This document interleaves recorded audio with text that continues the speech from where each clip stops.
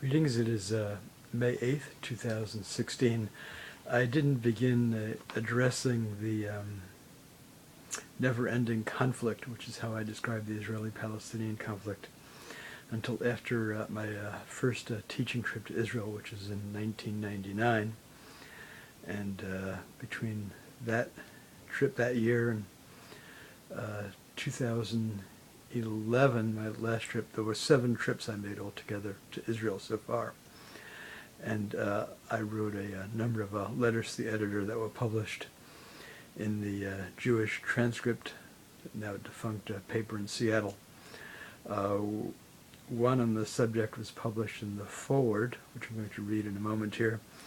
There was one in the, I believe it was in Haaretz, and I also had an op-ed on the subject in the Seattle Times in winter 2009 during the course of the then Israeli-Gaza war, and I had another one in Real Change, the weekly newspaper in Seattle, Greater Seattle, that aids and advocates for the homeless. The letter published in the Forward in 2002 was probably the most succinct summation that I wrote that's been published regarding the conflict.